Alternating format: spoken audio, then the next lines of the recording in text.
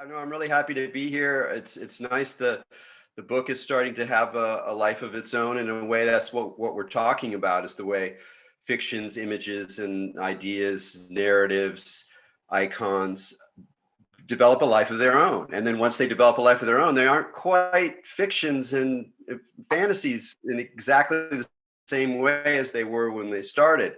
Something else happens to them along the way. And it's kind of hard to say exactly what that something is, but I think a lot of us who explore these realms of indefinite possibility, the sort of speculative zone, and who play with it creatively, ritualistically, imaginally, are aware of this curious kind of life. And on some level, a lot of what my book is about is trying, using a lot of intellectual tools, sociology, a little bit psychology, narrative theory, but also just my own experience and love of this stuff, to kind of like probe the nature of that life while still being true to Lovecraft's definition, where you leave something indefinite, you leave the door open, and at the same time know your way back in a way to the real. Not that you can always find it exactly, but it's there. And that's kind of a stylistic thing, or almost like an ethos of mine that's not shared by everyone. I just read an interesting review or an article about Philip K. Dick by a scholar called that was about moksha and the exegesis. And it was interesting because he was using my work a little bit, but he was pushing back on it because he really saw in Dick a kind of genuine, fully realized mysticism of a certain sort, and that by emphasizing the weird or whatever, it's like showing the inability to kind of make the transition to the total embrace of the all. And the guy had some great stuff to say about mysticism, especially in the contemporary world, relating it to problems of scale, the cosmos, the microscopic, and that the mystical call is kind of an attempt to or that it breaks through our human scale and spreads us outward into these larger scales that we can understand naturalistically. But the process of doing that opens up the self, melts the conventional ego, and allows this kind of larger embrace.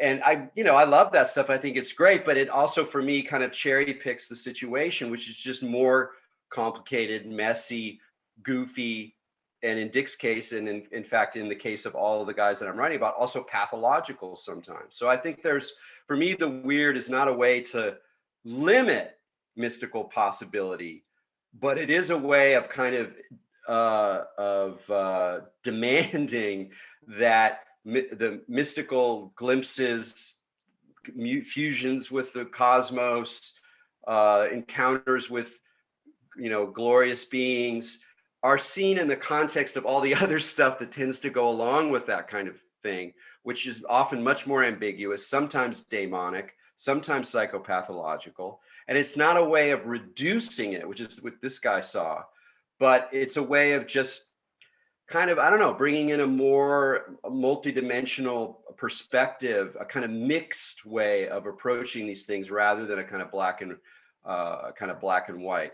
And that the living fiction has a lot to do with that, because it's like once the thing has a life of its own, am I supposed to turn around and like declare that my new belief unquestionable? No, but if I just do what Lovecraft does in that quote and go, oh, it's just a kick, I know it's not real, I'm like, I don't know, I'm not really sure I'm quite standing up to the phenomenological presence or the experience of the open-endedness of reality. And part of that open-endedness is our own consciousness and the way humans construct narratives and the way narratives circulate through our experience of the world. I mean, you can be naturalistic and really account for a lot of the stuff that happens in these mystical or visionary realms, but not to just bring it down a notch, but to, in a way, just kind of open up the whole space, and to keep insisting on indefinite possibility as a really significant thing to have, and particularly in our moment. You know, it's like really easy to look out on the big horizon and go, oh, not a lot of possibilities yet left, or the door's closing fast, folks. And so to have a kind of naively utopian idea of possibility, whether it's, you know, mystical overcoming of the ego, or some kind of collective social renovation where everyone jumps in the boat and we suddenly become infused with the urgency of our situation, that's not very convincing to me. I don't think it's very convincing to a lot of us, particularly if we have, you know, a lot of realism in our attitude. If we pay attention to science, we pay attention to sociology, we're looking at technology, we understand how technology works to the degree we can. We acknowledge the difficulties and the obvious pathologies that are now raging through the world. So for me, it's really important to allow for possibility, but acknowledge that it's going to be weird. It's not going to be like, you know, glorious hosannas. It's going to be weird. But the weird might be the route. It might be the way we get through this thing, is to couple with non-human forces in new ways, to open up our psychologies, to question, you know, deep presuppositions about how reality works, but also to be unwilling to just become, you know, believers with this sandwich board saying the end is nigh, or we have to all become eco-fascists, or the thing's going to go out of whack, or, you know, COVID is a engineered, you know, mind control, you know, all that kind of stuff.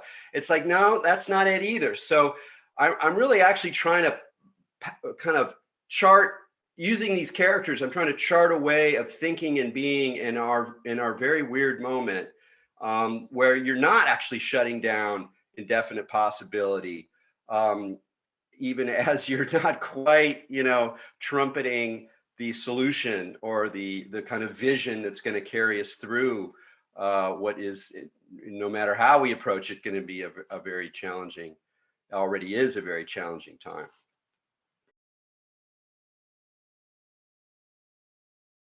I mean, in a nutshell, I was going to write my dissertation, which I knew would become a book, just on Philip K. Dick, just on Philip K. Dick and the exegesis. I had been an editor, or like an assistant editor, on the exegesis project. I had read through the book a couple times. I'd read a lot of stuff that didn't make it into the book. You know, I knew it pretty well. And as a religious scholar, I could approach it as a kind of religious issue rather than a science fictional one. And so I felt I had like a real kind of leg up on articulating it, and it would have been a very important, you know, important for the Phil Dick world to just have like a study of the exegesis. But at the last minute, literally, like I'd all planned out, I just went, no, I don't want to do that. It's too much in one weird guy's head, like for me. And along the way, I had been already thinking about how there were these other experiences that were happening to different people roughly the same time that had these shared features of science fiction, a certain kind of naturalism, an appreciation for technology, a kind of psychedelic quality, a kind of paranoid conspiracy quality, aliens. Like it was all like, what is this? You know, and it's, you know, the examples go much beyond the McKennas and Robert Anton Wilson. But once I kind of decided on those, like, oh yeah, that's my cluster. In fact, initially I was going to put John Lilly in there too, but the project was already too long. But as soon as I thought about that, it was totally clear that High Weirdness was the title. So it wasn't like I was going, what's the concept that's going to organize it? Weird is coming up. Now, I had also been reading some of the emerging discourse on the weird. I mean, this is, you know, 2013, 2012 stuff when I'm thinking about this stuff. You know, Harman and, you know, some of the kind of philosophers and stuff, people that I acknowledged in the text. So there was already that impulse, but for me, goes right back to that Stang book, which I read when it came out, or a little bit later, maybe around 1990, when I was super into zines and weird religions and all this kind of stuff. So for me, it was like it all just kind of happened synchronistically, which often happens in my writing. And then I really just felt like, as I was doing my research, I just watched as the weird discourse became richer, and the new weird fiction became more sort of self-conscious about what it was doing. And now people are using it in really wonderful ways. I think it's a great category because it also, there's something inherent in the category that I believe challenges conventional ways of talking about things in theoretical critical discourse. And not everyone agrees with that, but like that's definitely my approach, which is that there's something in it that is scholarly but not really academic. Like there's something in the topic that academia not can't quite go there, a little too much, a little too paranormal, a little too crazy, a little too pop culture, a little too junky, a little too junk foody, a little too crazy.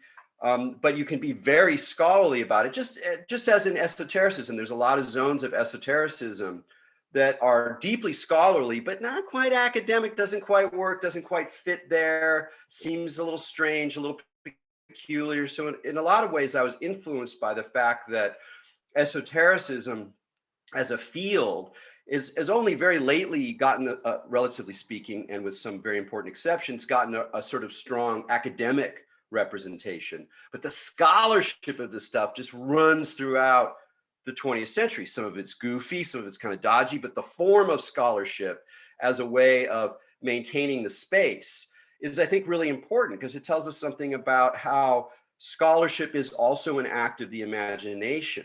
And anybody who's interested in, like, just to make kind of a weird leap with Lovecraft, which we were chatting about a little bit before, there's a place for the sort of pseudo scholarship or fictional scholarship or fake scholarship, like Lovecraft's own history of the Necronomicon.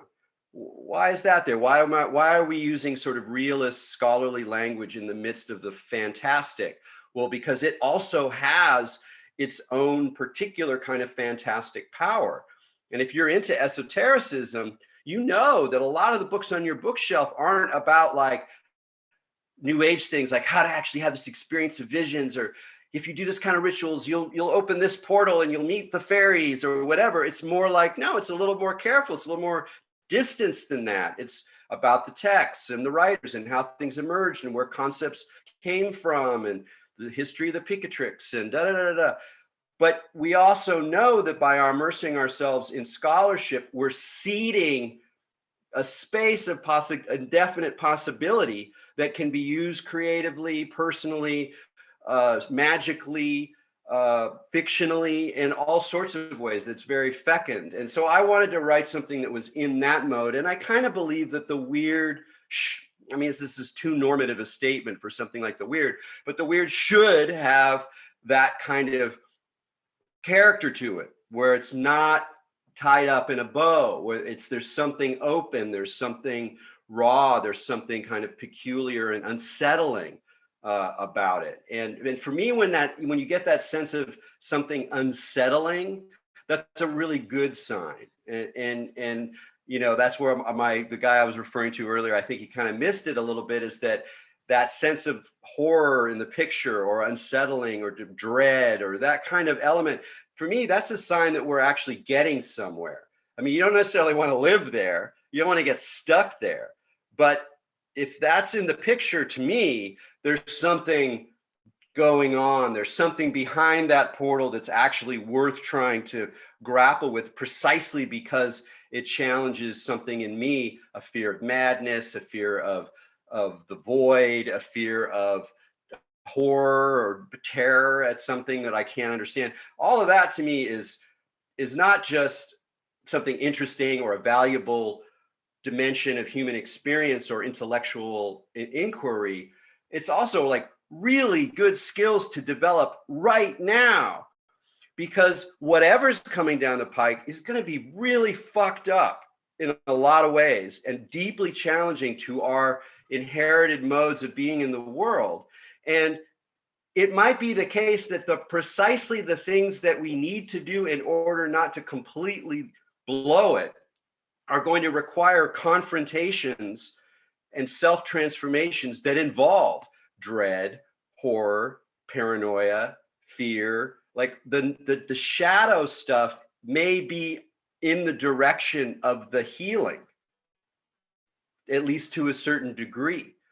And here I'm definitely speaking partly as a psychedelic person or a certain kind of psychedelic person. Some psychedelic people have glorious visions a lot. Sometimes it's blissful, but sometimes it's very weird, and that the healing is involved in the process of confronting these things on a personal level.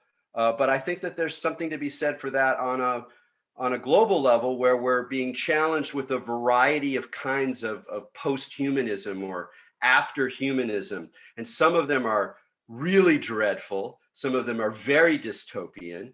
And some of them are peculiar, weird, maybe a little creepy. Who knows? I don't know. What do we do with the fact that we have billions of microbes inside of that we, like me, Erik Davis, is like an ape, post-ape thing with language and millions of bacteria.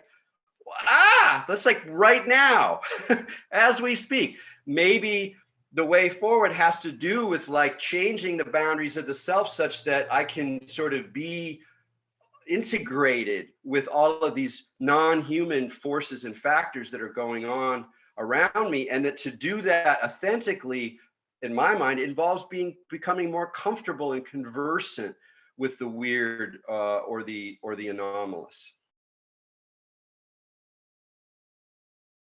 That's a really good question, and I don't have a super clear answer. I do love Gebser. I remember when I first started reading Ken Wilber back in the day, and I read Up from Eden, which I found sort of intriguing conceptually, but I've always found Wilber irritating to read. And the great joy I felt when I realized that not only was Gene Gebser better, but that he basically cribbed it all from him and made it simpler.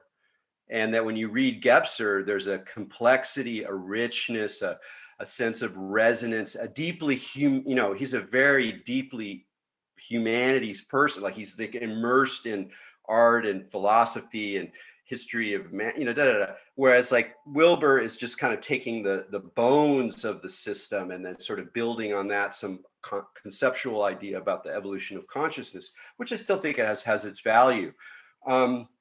So then and part of the thing that's interesting is if you read Wilber on integral consciousness, it's a lot simpler and it's a lot more kind of based on transpersonal states of consciousness. Whereas when I read Gebser, I feel like he's describing that the integral is a lot more ambiguous. It's not so clear what it is because it can't be, because it's a little weird. And it has to do with this kind of multidimensionality that by its very nature challenges our attempt to kind of give it a nice map and location. So like he talks about cubism as an example of this kind of integral consciousness. Well, what's cubism? You look at it, you're like, where am I? Like what dimension, which perspective is right? So it's multi-perspectival. And again, to contrast with Wilber and a lot of transpersonal thinkers are ultimately perennialists and people who are invested in the one. So they're really interested in like, yes, it's multi-perspectival, but actually it's integral, and the integral builds to the peak of the pyramid, and there's ultimately a oneness, and maybe that's the oneness of mind pervading all reality, or it's the idea of the one in some kind of Neoplatonic sense. That stuff's cool. I think it's important to do, but I'm on the pluralist side. I'm on the like, we don't know yet. Maybe integral consciousness just is multi-perspectival, and we're sort of like, what do we do with all this stuff? And I like that in Gebser, that's more, I read it as more, we don't know what integral consciousness is. We don't know what the cultural expressions of it are going to be. We got to sort of wing it for a while. And so I think that all these guys are winging it.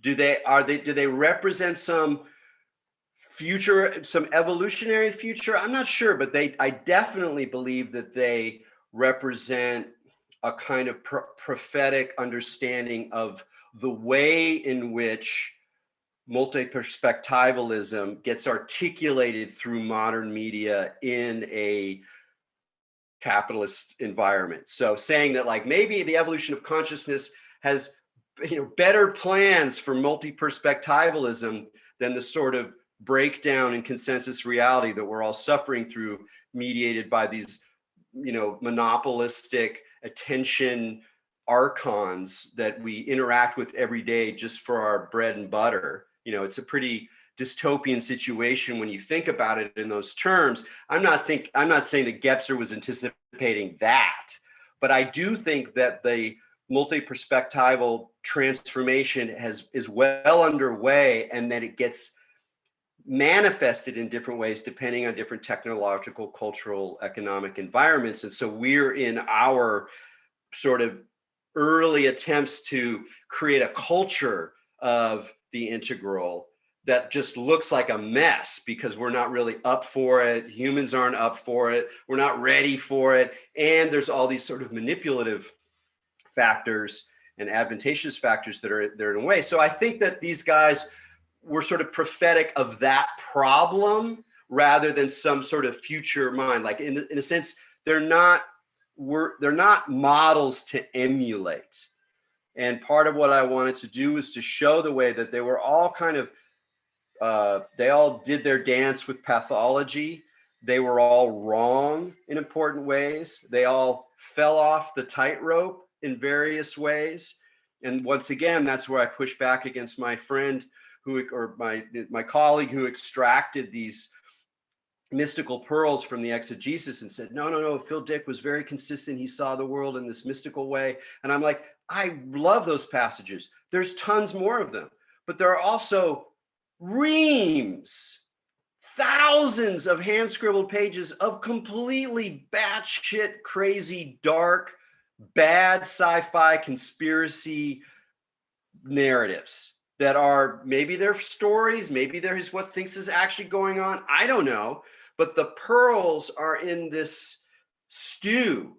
And that's a lot of where I think we are, is that there's some amazing stuff happening now. I really believe that whatever waking up is, and I'm willing to use that metaphor of that there is an awakening process that humans go through that doesn't involve the evolution of consciousness or potentials of consciousness. There are transpersonal states, and we're, that in some ways those processes are being sped up, and there's more and more ways to discover them, and there's more and more ways to do it without the woo-woo guru crap. And there's a lot of things that are inherent in mind that are actually kind of speeding up at this moment, as well as brilliant artistic interventions and cultural creations.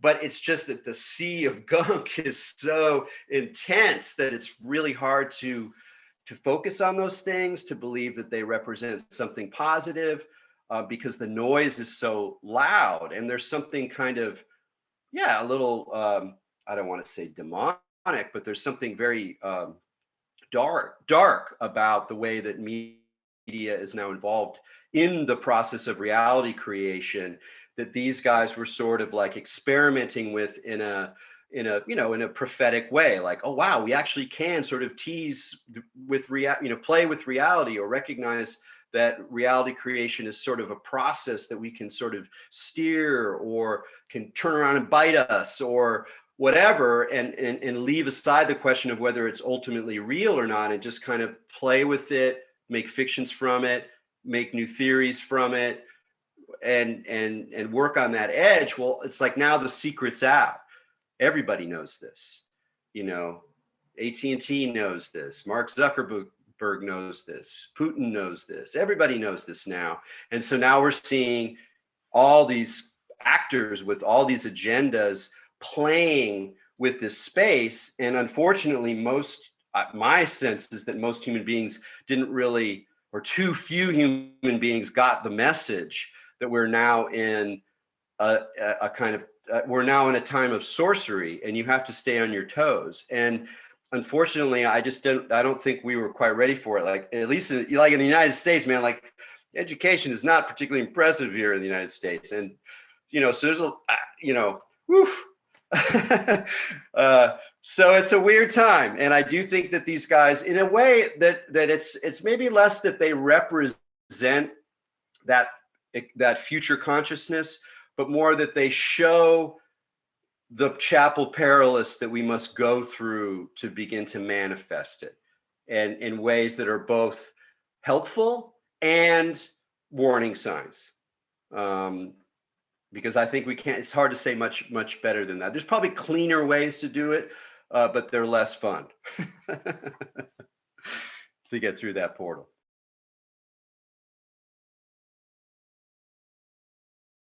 That's an interesting one. I think the way that I would tell it now is really it's almost like a matter of time and place.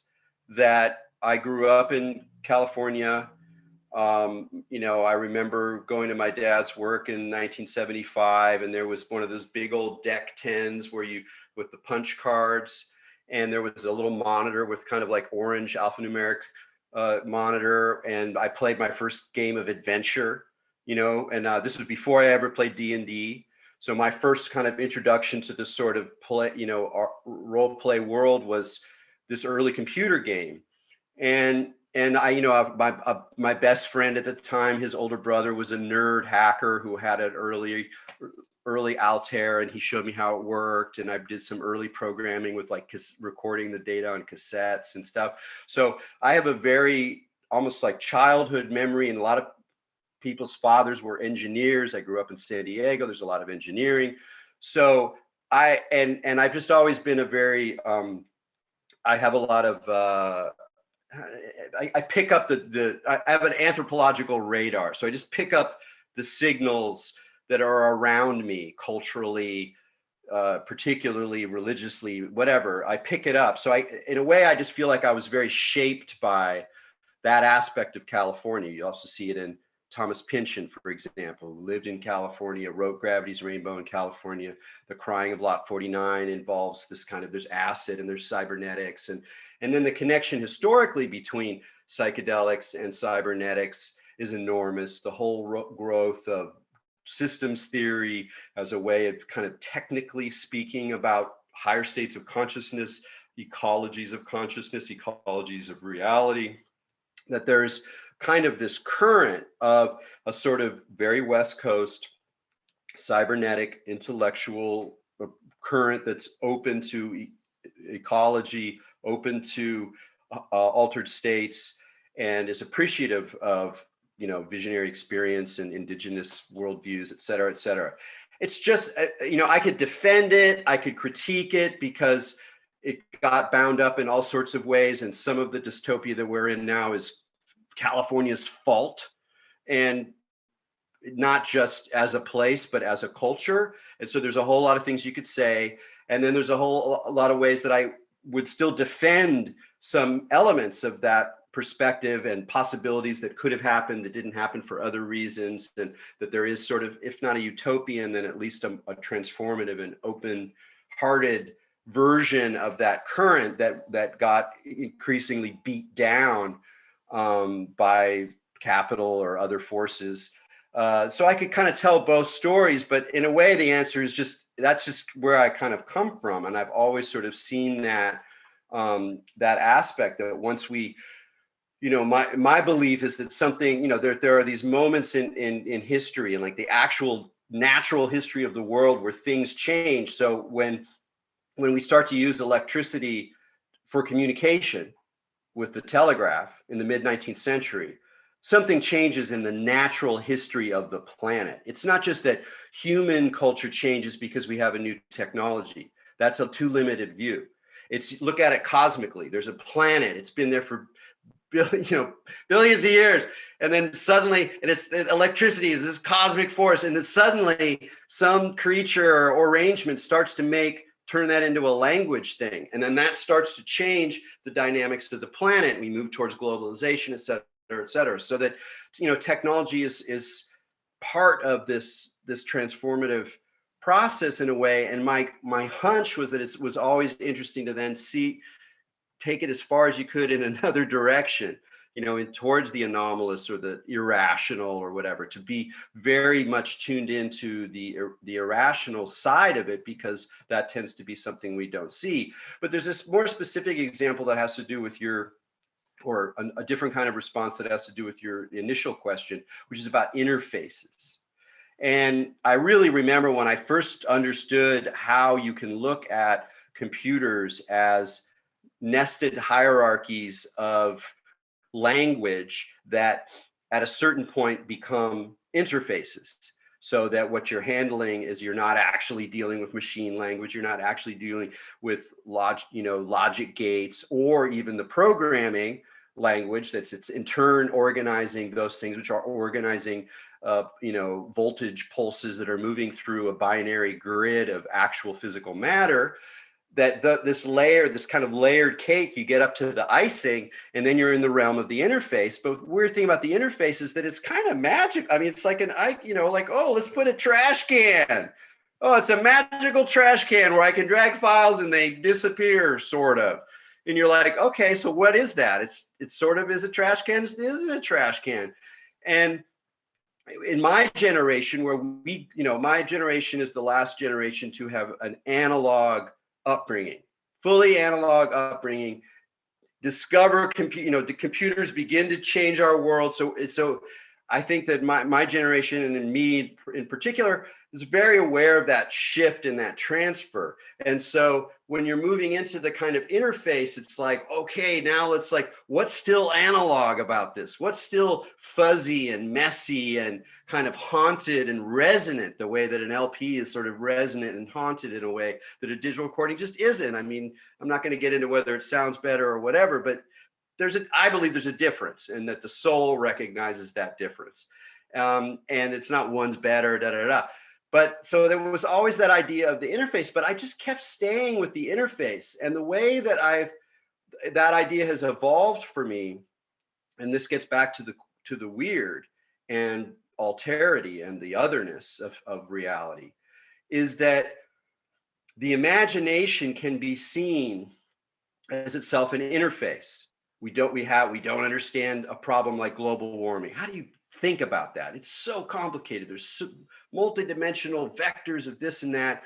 So in addition to sort of understanding the principles behind it, our imaginations have to be involved in the picture of what does that actually look like? What does it feel like? Is it like a big system? Is it like a globe sitting on my desk with things swirling around? Is stuff going faster? Is it like boiling water and turning up the heat and it gets the boil? What is that? And we need that kind of imagination in order to understand these hyper objects that Tim Morton called them, these things that are just too hard for us to wrap our heads around. So imagination, for better and for worse, is part of the way in which we model the world.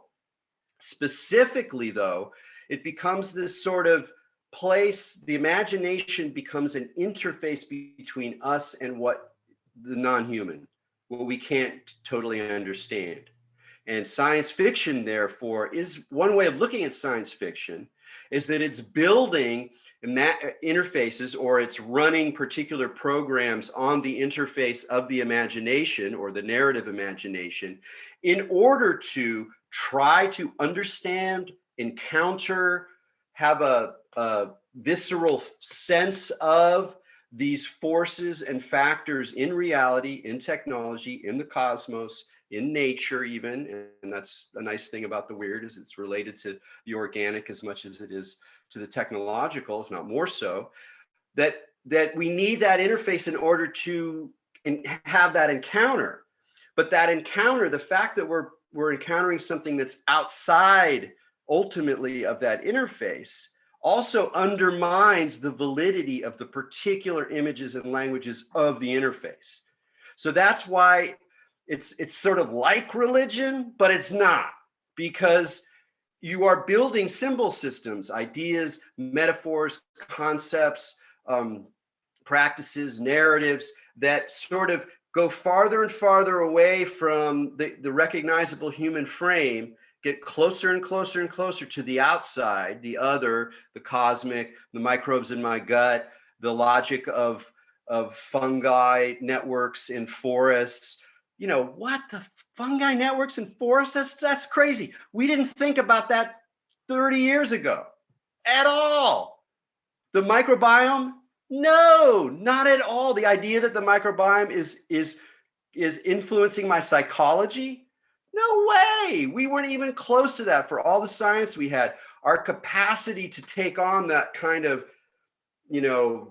increasingly alien way of running life, I think, has to do with our science fictional imaginations and the development of our imagination to reach farther and farther into these other possibilities. But it also means that those ideas and images we come up with are always tentative.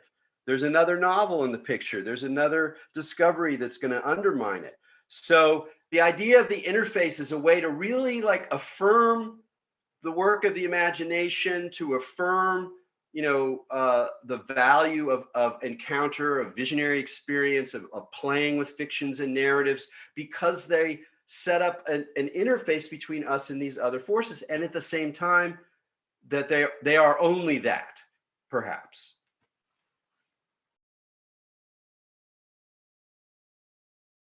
I spent a lot of time on this one because for better or worse, and I could argue for both, I kind of have wound up in the psychedelic space, and I've been in it for so long that I get to watch this whole thing happen. And of course, it's mostly sort of distressing, and it's not like people then turn around and went, wait, there have been people working on these things for decades, let's listen to them. It's like the opposite. It's like you got to undermine the countercultural intellectuals or people who are talking about it, or practitioners and all that, because you got to make room for the new professionals. And so one way of looking at it that's less big picture, but I think it is just as important, is just that what we're watching is a professional grab, so that you need to develop new experts, and the experts have to have authority, and so they have to be licensed in order to have authority, and so they produce narratives that support their expertise and undermine the other experts, and then the other experts in this case being freaks from the countercultural current and indigenous healers to a certain degree, although that's partly where things get interesting, because as soon as people start doing this stuff, a lot of them, even if they come from a secular background, go, yeah, I guess I could kind of see why you might want to have a shaman in the room, And so well, maybe I'll check out some nouveau shamanism thing. And so what is that? Is that who gets to say who's the expert in the room, and how do you organize that? And can we have a network of people that are saying who's the good shaman and who's the bad shaman from Peru? And you're like, that's kind of weird. So it's an ongoing negotiation that's very complicated and very vexed, but also fascinating, because we really get to see the way that and I don't want to just reduce it to capitalism, because it's also about healing. It's also about the health care system, which for all its faults has also kept us going on pretty well. We've got pretty long lives now, and you got a big major problem. They got a lot of good tools. You cannot, don't be a dumb hippie about the healthcare industry for all of its faults, even the pharmaceutical industry for all its significant faults.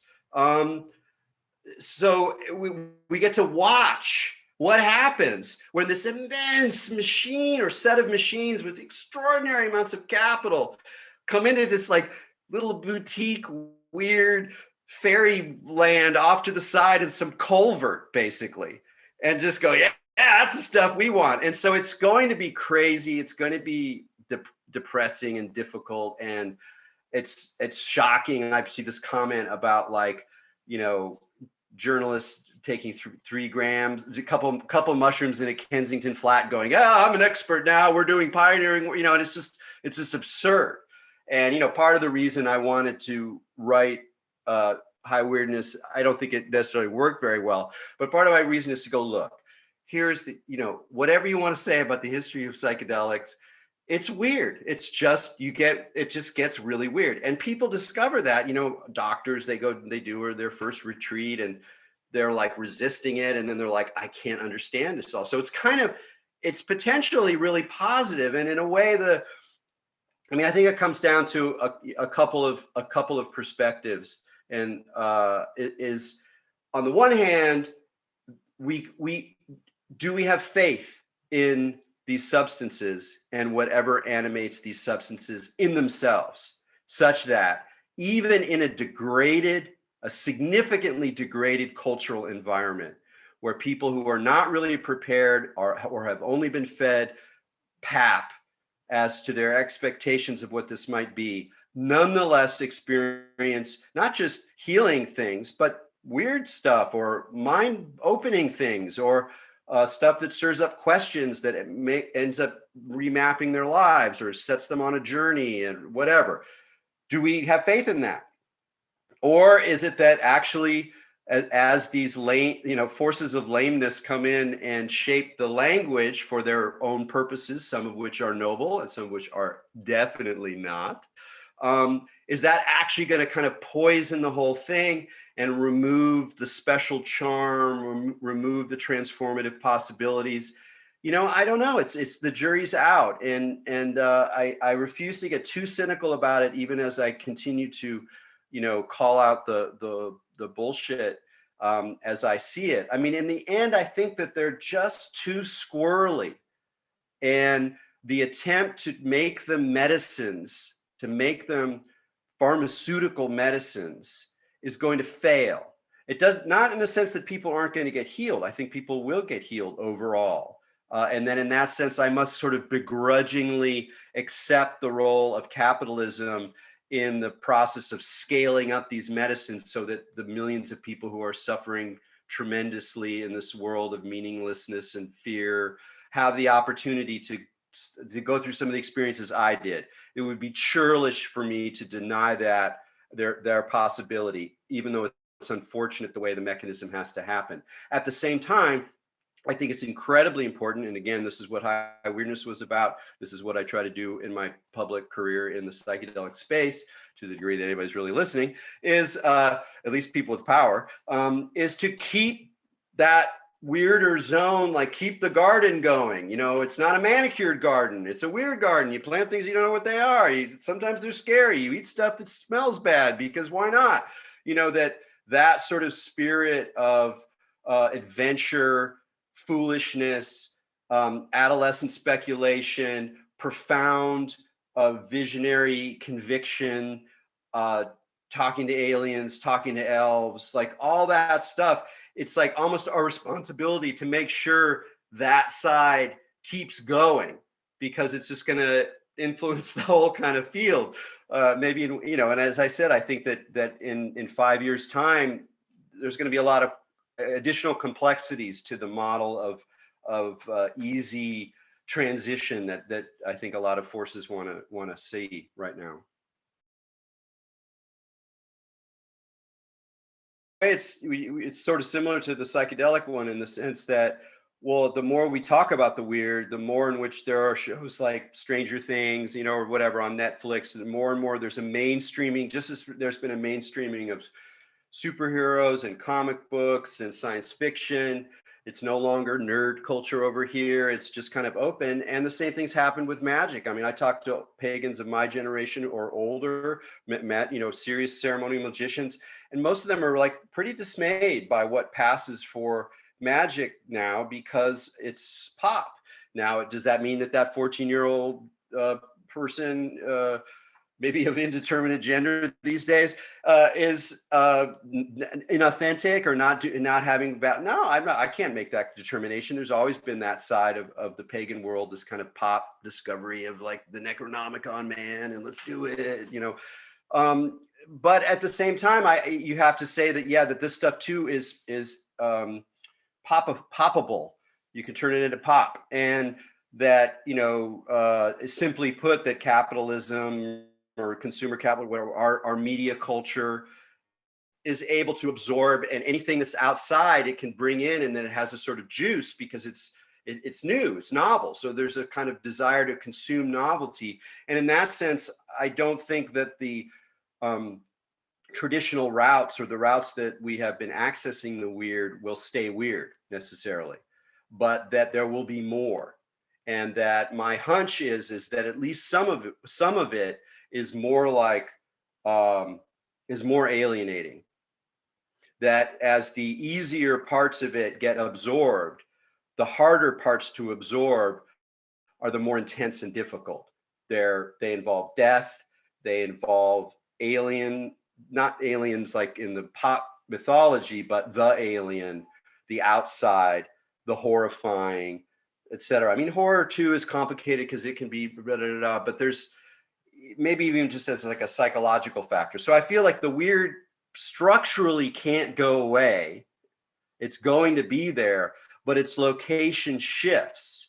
And so it's still an invitation to the intrepid adventurers to move outside of the circulation of existing media, which becomes self-conscious and self-referential and more easy to assimilate. Even if the material is actually kind of shocking, it's easier to assimilate. It's not really doing it anymore. So if you really want the kick, in Lovecraft's terms, then you got to go farther. And it does not, don't even think like, it's not like more dark, because dark has already been, you know, amok in all that transgression. And we've done hardcore transgression, you know, demonic Satanism. You're like, yeah, okay, great. I like black metal, sort of. Okay. You know, that's not enough. It's something else. It's weirder than that. It's more alien. It's more fungal or something, you know, and it might just be in our backyard. It might just be the plants, like really trying to understand the mushrooms. So anyway, that's my feeling, is that very much that process is happening, that we also have to kind of stay on our toes. And I'm sorry, I know I have to go, which is a drag, but that was how the timing works. I did want to answer one question. I don't think it's just exhibitionist narcissism. That's what I'm saying. It can be, just like all of these alternative cultures have been. All alternative cultures, they have an edge, and then they can be a place for performative narcissism and how different I am, and look at my edge, and I'm the hipster. That stuff is always there.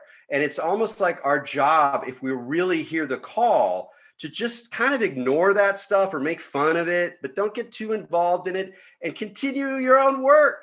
Continue to really, you know, go for it. Like, who knows if that's the only thing? No, why would it be the only thing? There's a lot going on. So anyway, I just want to put out, like, it's easy to be cynical. I can be very cynical, but whenever I'm in this kind of situation, I really feel like it's important to keep that door open to the indefined possibility. Yeah, I'm sorry about the time factor, but I got to go. But it's been really wonderful. As I said, I always really like to talk to more focused communities, especially around esoterica. And I've really admired a lot of the questions. I kind of glanced at them as they were going by, and I wish I could answer more. I still think Crash Worship is the bomb, but they're always going to have that home team kind of a attitude towards things. So thanks a lot, guys. I can't wait till this crap ends and I can go back to the UK, and I'll definitely come to Watkins and come say hi. And you know, I usually go to the UK almost every year for the last 20 years or so. So I'm really missing it. And but hopefully next summer.